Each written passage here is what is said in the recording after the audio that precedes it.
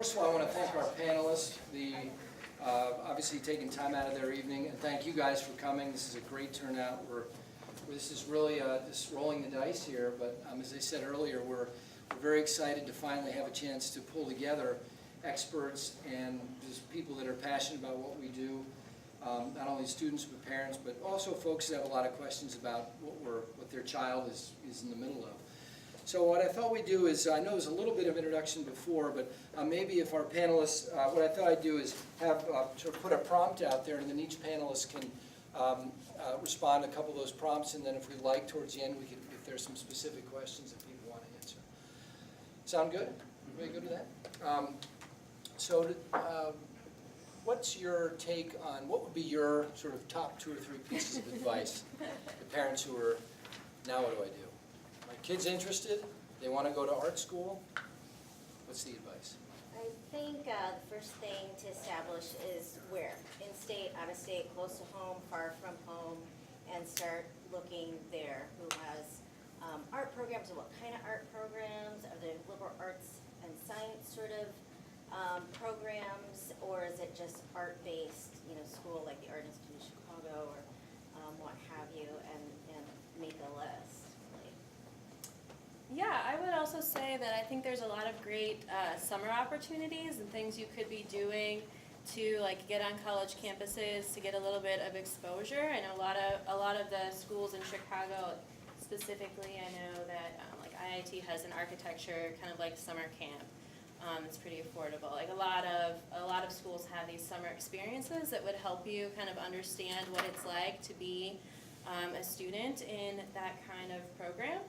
So I'd encourage you to look for those kinds of things and do what you can to kind of get in that environment, as well as maybe do a little bit of job shadowing or internships, or just, I'm sure your teachers and your counselors would really love to set you up and help you find those ways that you can actually, experience things and know kind of if this is what you really want to do. I'm always surprised by how many people, go to major, apply for something, and have not taken any, just kind of have it in their head that that's what they want to do without really, exploring it a little bit more deeply. So I would take advantage of the resources that you have here to try to really, get in those environments and spend a little bit more quality time exploring the interest and the career on the college level. From a parent's perspective, practically, I'd also suggest your student do a self-assessment and talk to the teachers with regards to how talented they really are. And I think the professors here and the teachers here can give you a really good understanding of, is this realistic? And there's lots of different ranges of types of colleges that you can get into. There's a huge range, but I think that might be a baseline too with regards to, is this going to be a passion and a hobby, or is this going to be something I'm going to really, really pursue? And if the passion is there, what do I need to do to maybe get to a level to be accepted at one of the higher level schools? I guess so. Self-assessment in addition to passion and a path for how to make it happen if that's really what you want to do. What do you think are it sounds like a sort of a silly question, but what's different about an art school versus a liberal arts school? The list is so long, we don't have time to talk about it in depth, but like I said, the Big Ten experience versus where Alec is at the Cooper Union, it's really night and day. I mean, it's I think the maturity of your student as well is going to decide what you do. But I'll give you just an example from my personal, Big Ten. There's football, there's sports, there's intramurals, there's math. Where he's at now, there's no math. It's art intensive. There's no school. There's no dormitory. He's in New York. He's in Manhattan. He's making every meal. He's in studio a lot. But he loves it, and that's what he wants to do. And he was accepted to Michigan on a full ride, and he was also accepted to the Cooper Union.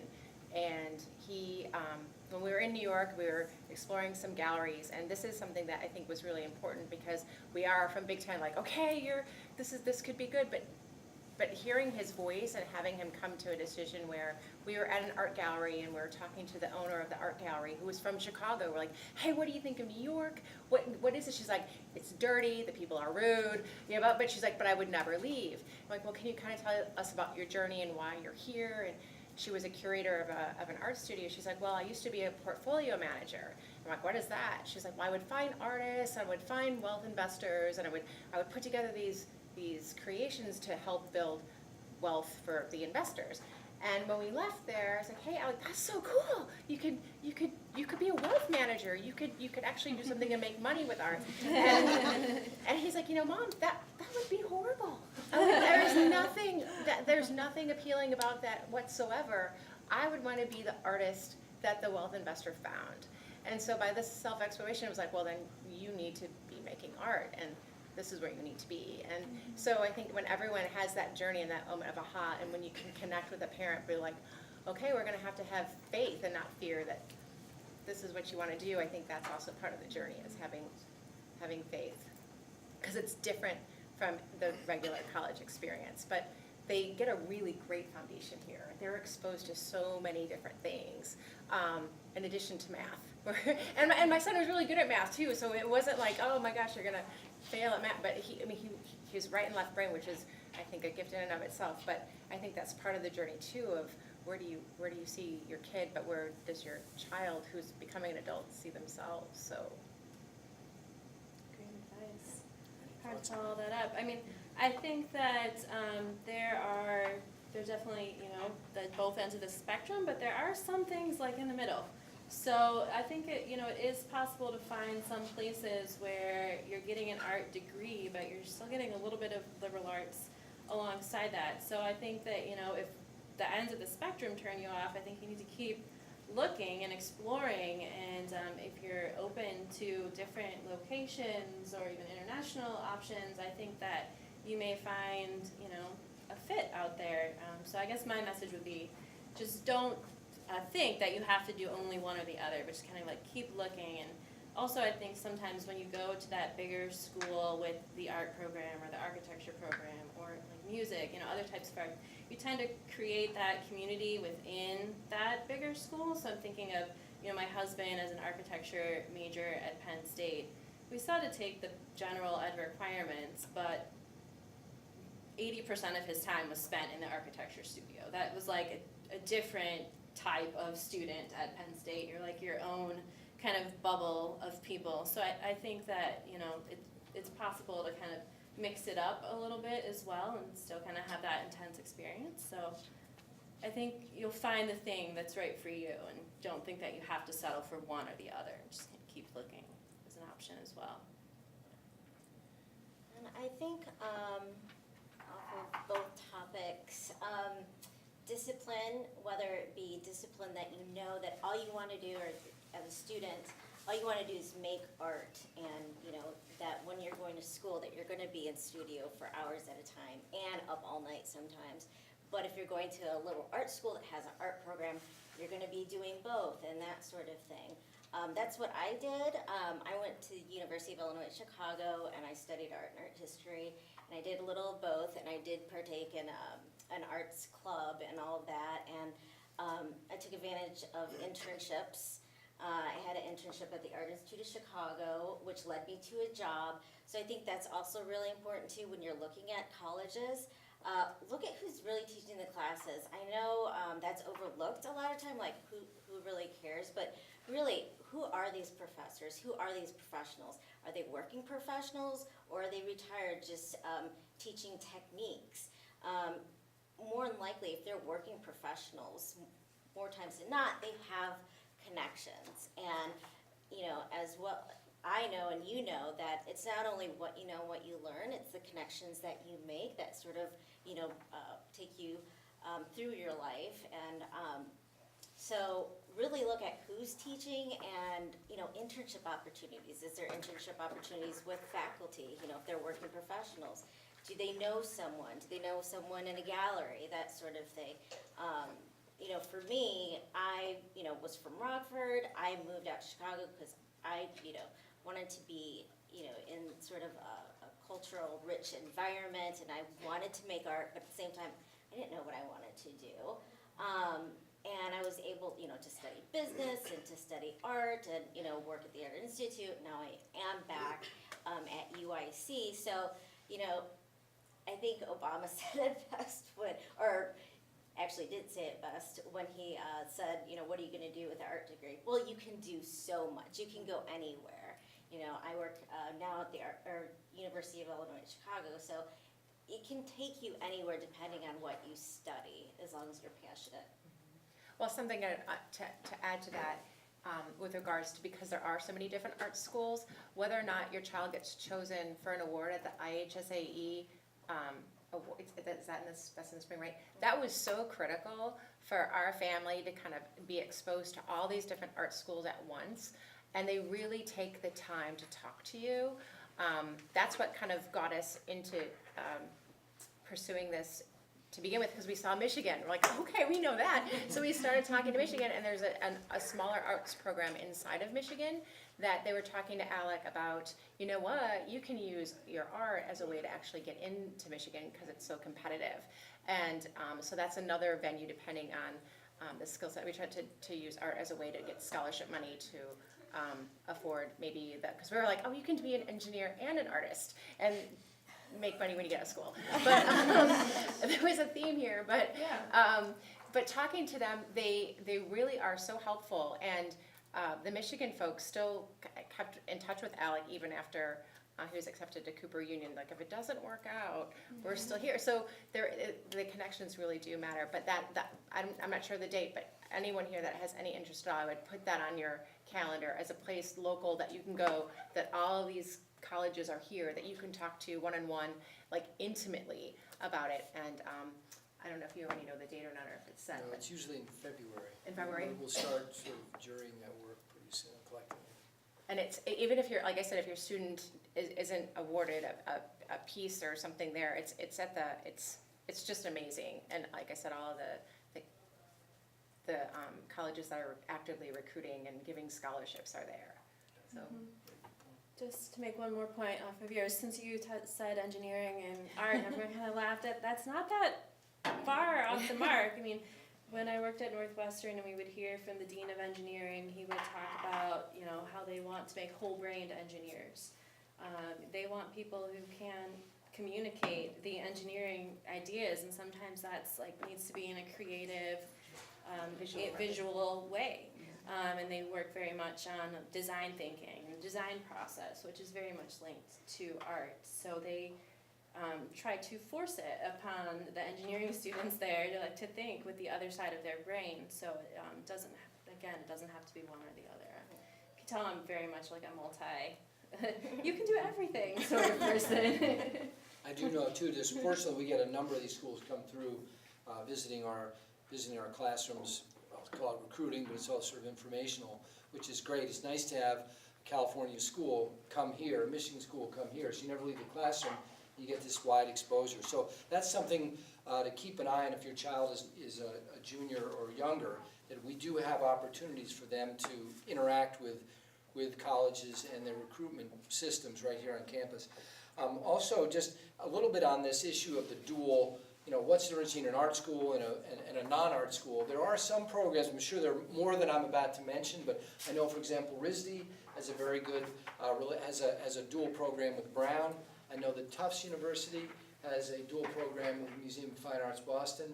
I know that there's one, and then in the situations like Michigan, the Stamp School, which is, it's like an art school within the university. So that, I think, is for those, that's appealing to those students who either they're not really sure or they have equal passion. And I think the advantage of a place like that is you can get your art classes, but you can also go deep into English or whatever it might be. I think, and some of the art schools, I think a place like Savannah College of Art and Design is more, down in Georgia, is more like kind of like a mini college. They have, of course, they're heavy into the art, but they offer some of these liberal arts at a high, and they have athletic teams and things like that. So I do think there, as they've said, there is a wide range of schools out there that can meet the needs of this wide range of student. So let's get back to the school visits. So you talked briefly about make sure that, find out where you want, or north, south, east, west, cold, warm climate, et cetera. So I'm ready to look, like, how does that happen? What do you do to start looking at colleges? That's maybe a little bit of here's a cheat sheet on how to do that. You can go online and see when they have campus visit days, and a lot of times you have to sign up in advance for tours and stuff, so I would start looking at that probably now. We did an East Coast tour, and then we just went to Michigan, but that's all we did. But look online, because you have to reserve a spot typically to get on the tour list. Yeah, you always want to look on the admissions, the main admissions, if it's a liberal arts university webpage, and start there. Sometimes there'll be additional links further down, like for visits to particular departments, or like an art-only tour that you might want to go on. I mean, I always was referring people to Natalie when we were at UIC to go to art. So don't be afraid to ask, like, I'm interested in art and I want to see more of that. Is there someone I can contact? Because a lot of times, if you can't find it on the website, they're happy to put you in touch with someone who would actually sit down with you and go a little bit more in depth. I mean, I always recommend, like, it's very tempting to take spring break week and try to visit 2 colleges per day for the whole week, and I've given tons of presentations on Friday afternoon of spring break to a room of zombies, because that is just grueling, and everything starts sounding the same. So if you have the opportunity to kind of slow it down and take 1 day per college and kind of really take a look and try to sit down in a classroom, try to get a little bit deeper with that person in the art department if you can, or go to a gallery, go to a show, get inside, we call it going off the beaten path and immersing yourself a little bit more. I definitely recommend that. I think all I would add would be, I would really encourage you to reach out to the schools that you're looking at and ask for that sort of personal tour, or if you could talk to a student, or if you could talk to a professor, that sort of thing, because otherwise you're going to get more of a general sort of introduction to the university or whatnot, and you're really not going to see what you're specifically interested in. And also there's different programs that the colleges and universities put on specifically for art. So maybe you're not going to the university tour, maybe you're redirected to this other event that you wouldn't have known had you not reached out. I know one of my youngest daughter is interested in Tulane, and when they had a special panel discussion as part of their admissions process in the architecture school. So I don't know that we would have known about that if we hadn't dug a little bit deeper. We probably would have put on just a general tour. So not everybody obviously can get to colleges. They can't get on the plane or get in the car. And so if someone says, well, I just don't have the time or the resources, how does one tackle this? I know you can go online, but is there another level or option for those who can't physically get to the school? Go to the IHSAE thing in February, because That's they're great. all there. Yeah. And you can get kind of a flavor for how the schools are represented, what the schools are looking for, because all of the winners from the state are there. So I think that's an invaluable experience that's right in our backyard, that you're getting exposure to so much. Yep. It's called the IHSAE.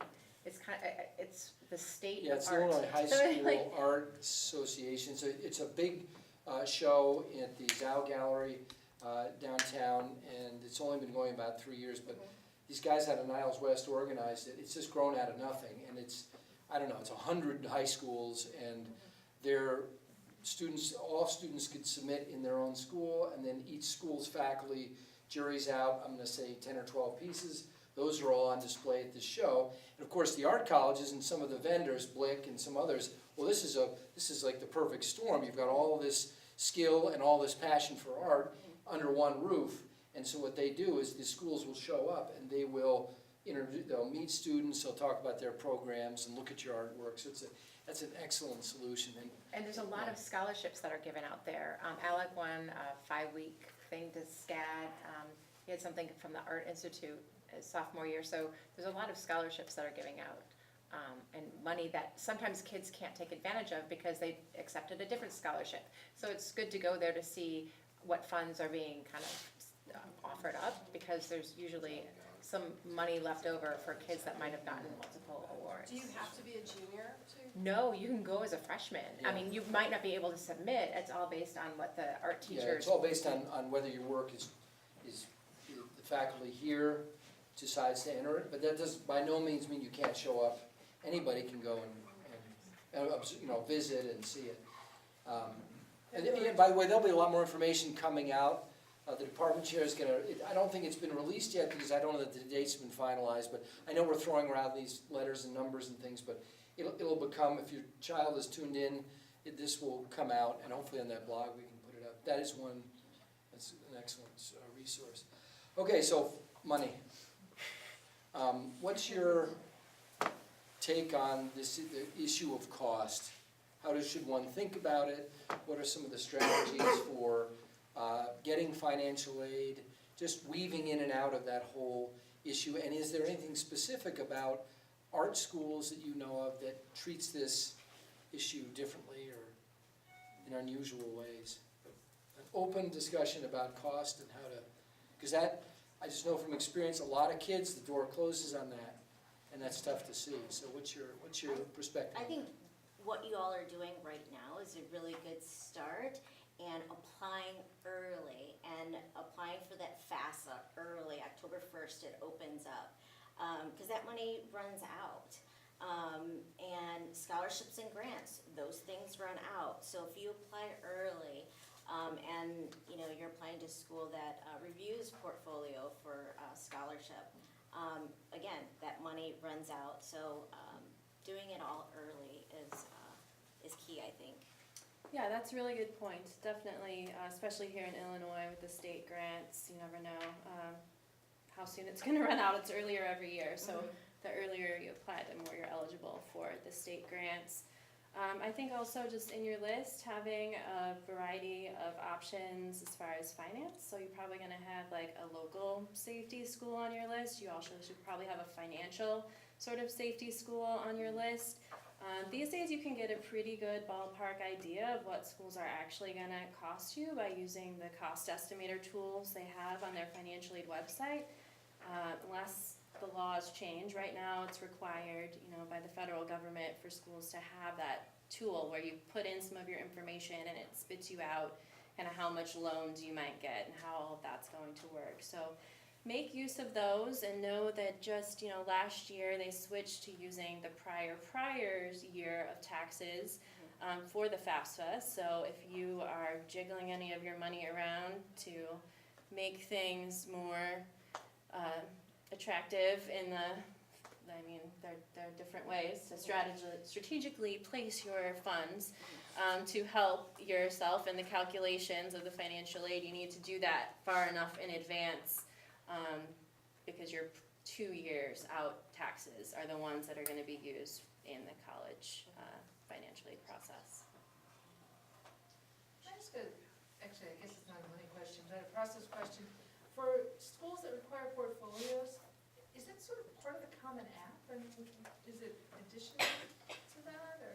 Well, my take on my experience, which is somewhat limited on that, is that in the last few years, a number of schools, I don't know the exact number percentage-wise, but will allow students to submit a portfolio, their art portfolio, as part of their formal application. I think it falls under the supplemental category, but I think that we've had a number of students do that, and it hasn't hurt. I think, back to what you were saying, or what you were saying about this idea of, I think colleges, a lot of the professions are looking for the creative types. So I think if you're a math student, or you're into chemistry, the sciences, or engineering, and if you show that you can think in ways that are not necessarily linear, or that have been exposed to some of these issues that we try to hit on in the art program, that's only a plus. So I would say if your child is serious about this and is also, but is on the fence in terms of what they're going to major in and all that, it cannot hurt to to have in their back pocket a portfolio ready to go. And I kind of think this Common App, I don't know, maybe you know. Yeah, the schools on the Common App that require portfolios, a lot of them do it through a website called Slide Room. So it's an extra, after you submit the Common App, then you have to create this Slide Room account. Sometimes that costs an extra $10 on top of the application fee to do the Slide Room. They also let you do like recordings and videos. So like a lot of engineering applicants are doing like maker portfolios, which, you know, videos of their projects. So as you're doing these things, like, you know, time-lapse videos or, you know, keeping track in a variety of formats, you know, may help you produce that sort of portfolio or video piece in the end that could help make a difference, so. And then on top of that, some schools have their own project-based initiative as well as part of the application process. So there's the Common App or the regular app, then there's the portfolio, then there's an extra step that might be school-specific, like RISD for a long time had, like, it was a bicycle design Draw a thing that was on bicycle. top of everything else.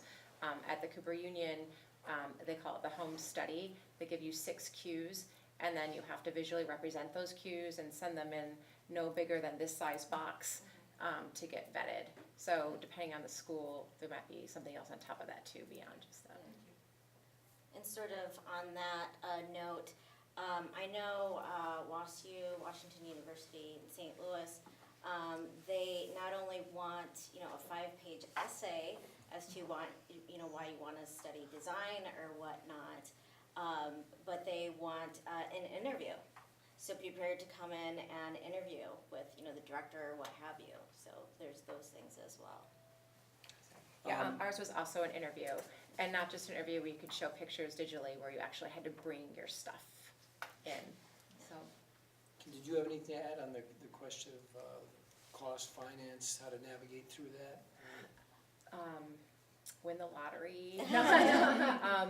You know, again, I would say talk to the schools directly, because sometimes there's different endowments and different funds. There's some local scholarships available too, that can add up, $1,000 here, $1,000 there. And I think And you guys. apply, Yeah. yeah.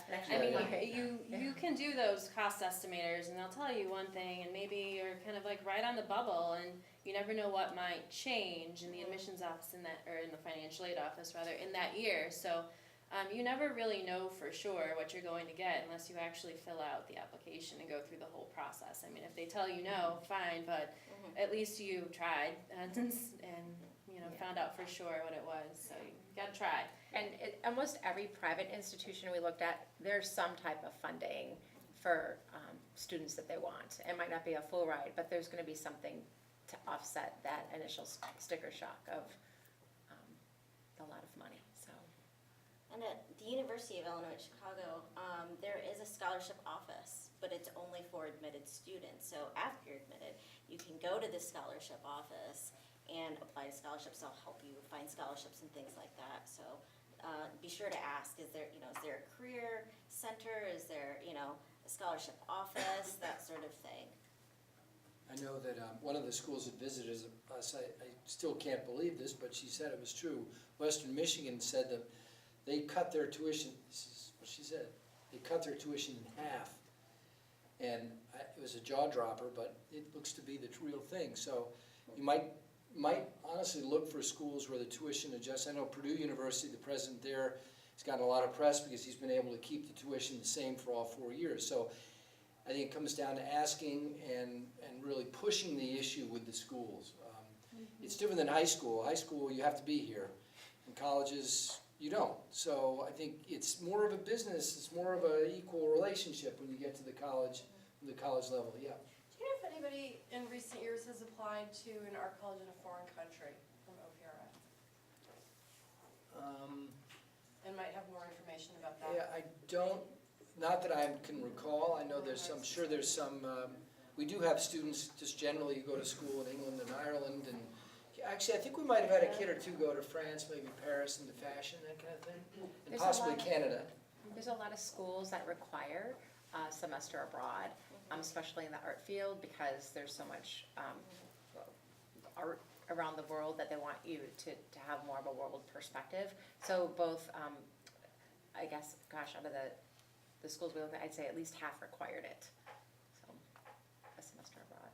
Because we were just like doing some very early looking, and it looked like some of the art, like at colleges in Paris, for example, you know, even though it's in euros, it was much less than like Yeah. the equivalent. And obviously there'd be travel and housing and all of that, but I just wondered if there was. Yeah, I don't have any, I can't think of anybody that's done it, but we don't, it's interesting, we, just because we're the art teachers, there's always many students in this school of 3,000 that pass through that we never see, that are going off to pursue careers in the fine arts and the commercial arts, yeah. Oh, sorry, but I recently went to a panel for the University of Arts of London, Oh, and the price is much less, but for that school in particular, it had to be paid up front. It couldn't be paid in installments. Like, dorm was a separate price. It would, like, if you were to look up the tuition online, like, housing is different for each housing, like, building. I'm trying to think what else. But if you have any questions, I would say, because when I went to the panel, the woman was like, she only deals with American students, and she was saying, just email me, because the way that our application is set up right now is not beneficial towards American students, so just like find because University of Arts in London is kind of different, because they have like 50% of their students are international, so they're set up that's like, so it's beneficial towards international students, but just try and find someone you can email, because then they'll better explain the process to you, because it can be really confusing if you just like go into it like blind. sure, thank you so much. There's also the portfolio days at the Art Institute, and in Milwaukee. That's also a great way, and it's not just, that's even more art schools than the IHSAE in February, and that's usually in May, right? Yep. Yeah, I also went to the portfolio day. So there's so many schools, and you get to really talk one-on-one. It's a little more congested. You have to get there pretty early. The Art Institute of Chicago also has, holds a portfolio day, and there's also what are called NACAC PVA fairs, Performance and Visual Art Fairs. Those usually happen in September, so, look out for those. If you just literally Google NACAC, N-A-C-A-C, PVA, it shows you in each state and time, or location and time in each state where these will be held. And it's all the colleges that offer, all the arts programs, whether it be dance, music, what have you. Sorry, could you repeat that? What is it? NACAC, it's NACAC PVA, N-A-C-A-C, PVA, Performance and Visual Arts. So in order to have a few minutes for questions or give people the opportunity to ask, I guess the big sort of final question that one always faces is, how will I know that this is the right place for me? So what's your take on that put yourself in the position of the student who's saying this is the one, and then in the position of the parent. How will they know this is it? From your experience. I guess as a parent, you want what's best for your child, and you've spent 18 years of your life kind of rearing them to make good decisions. And I think just having a dialogue, we did a lot of pros and cons with the top 3, and then it boiled down to he really wanted art, and New York was the place for him. And it just, I think, having faith, and there really is no wrong answer, right? Because no matter where you go, you're going to get an education. And I think taking the fear out of that, you're not going to make a mistake. You're just going to maybe have a different journey, and it's all going to be okay. How about from his, what would you say? Oh, you actually covered that. Well, for his perspective, from the artist's perspective, he was like, Ann Arbor, that's not where artists go. If I'm going to be an artist, I need to experience the world. I need to be, that's my Alec voice. I need to go to New York. But it's so far away. Yeah. So, and it's worked out really well. And then if your child goes far off, there's other things about making sure that you communicate with them throughout the process, and because you're not there anymore, and just making sure that they're getting things done and they're thriving. And from what we can tell, because that's the other thing, you do get grades in art school. Like, we seriously didn't know, like, how does this work? And And you do, but it's just a different process, because you're really, especially at the serious art schools, it's not about the grade. It's about taking in this information and how are you gonna change the world? How are you gonna be a problem solver? How are you gonna, I mean, one of Alex's projects specifically was like a color exploration, and it made no sense to me, but he just loved it, and it's about really delving into things that is gonna help you see things differently, to help communicate in a way that I can't even really explain it, but it's really an amazing, it's so different than algebra and calculus and stuff that you would typically do at a Big Ten school. So I guess that's shit, having faith in your child, having the conversations too about your expectation with regards, I mean ours is like, you're going to class, you're never missing a class. If it's a 5-hour studio, maybe you can be there 6 or 7 hours, you know, because I'm like, you know, you're gonna be able to get this in, because also, I don't know if this is stereotypical, but he is an artist, and so it's a little, oh my gosh, like even getting in the application, Tracy the day before, we're like, can you help us? He needs this letter of recommendation, and of course he's getting his box in, and it's due at midnight. We were there at FedEx at 10:36 at night. You know what I mean? So it really is like managing your own child and knowing how they work to help them succeed, right? So, and just doing the best you can and having faith that it's all gonna work out. That's funny. It's true. Kim, can I just ask, how do you survive? I mean, I had the son who went through dance, and I was 2 years later, and I'm still recovering. So we'll have a support group after this, and not a lot of wine. No, it's really about, I think that's part of the like we're helping them to become independent people, right? So it's no longer about us, right? And we can only do so much. And that was the whole, for our journey, it's like, because, and I think it's an artist's mind, I really do, because I'm Big Ten, you gotta get this done, he's like, do I really? It's like, well, it's, and truly, like, kind of walking the art, and I'm grateful for him, because he helps me see things differently, but I think it's that partnership of, okay, and that was and having the team here help your student as well, because there really was a lot of communication between Tracy and myself of, Tracy, he said Michigan is fine. He raised a full ride. Okay, Tracy, can you please tell him that even if he doesn't get in, it's okay, he should do this box. Yeah, okay, I'm glad it's coming from you, because if it's coming from me, he won't do it. So it's really kind of a collaboration and a team effort to kind of best direct your children, which is why I'm here, because without the staff here, he wouldn't have applied and he wouldn't have gotten in. And that's half the battle, is have faith in yourself, and if what's the worst that's going to happen? Okay, you don't get in, and that's what the art, I think, is about. And the link, like, you're not always going to succeed, but you got to try, right? And yeah, it is stressful, because you want the best for them, but at what point, like, wait, I've done my job, like, I don't know if he's handing it all. Like, there's no online, okay, did he hand that in? And we never checked it when he was in high school. We just have to kind of trust that we did our job, and you have to do, but you're an adult.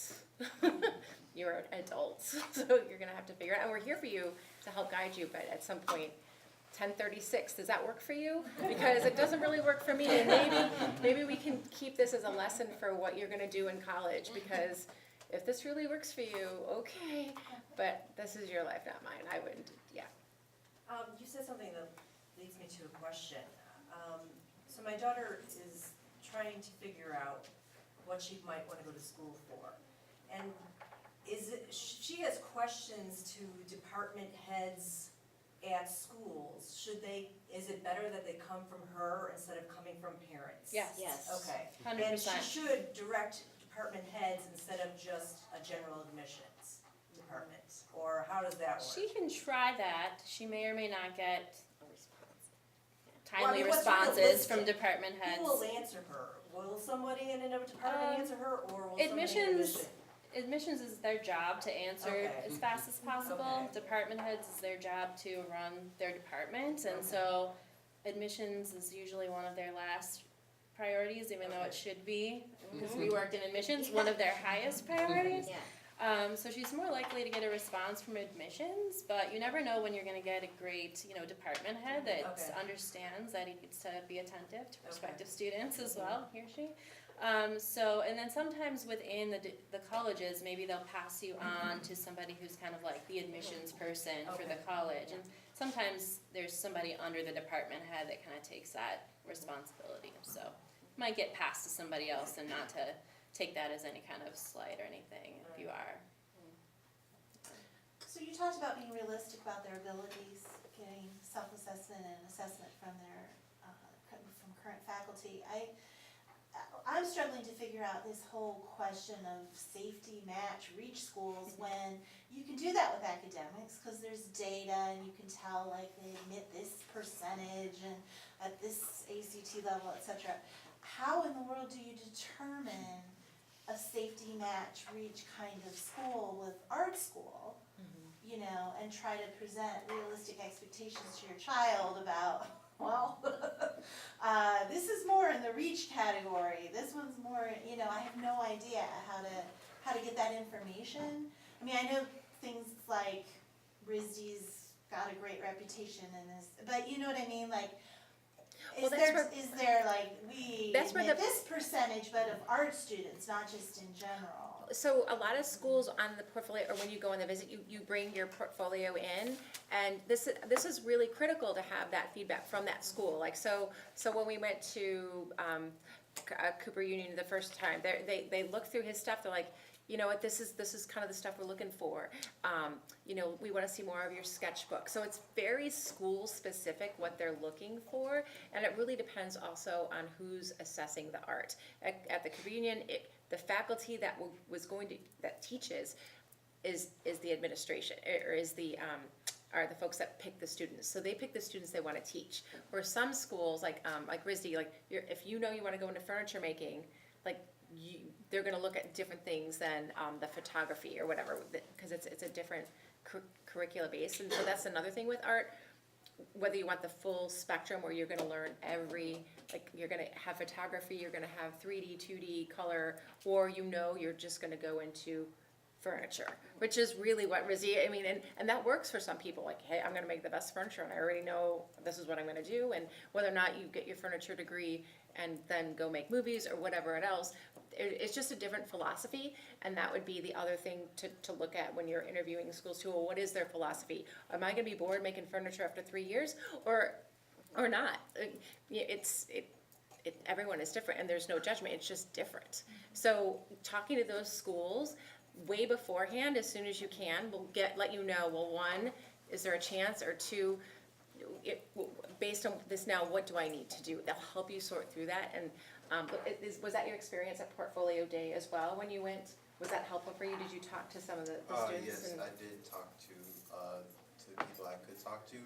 It was really helpful to see how different schools view your portfolio, because some schools want more of the finished product, how does it actually look, rather than some schools want to look at your process and want to see,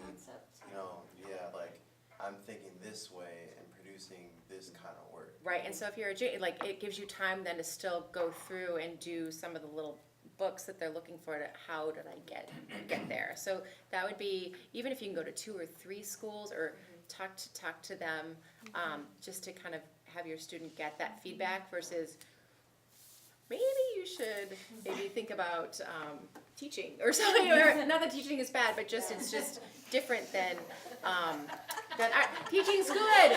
Teaching's really good, but in terms of art specific, it might be different. That's all. So. You could probably start with the raw percentages, like the admission percentages, and that'll give you a kind of an indicator probably of what Those are like level. academic though. Well, you can probably get it narrowed down to the art schools, their percentage is gonna be, and then you can probably narrow it down to the art department percentages. Let me just jump in, guys. It is 7:30, so we're happy to have folks stay, and if you want to continue to ask questions, great. If you want to head out, the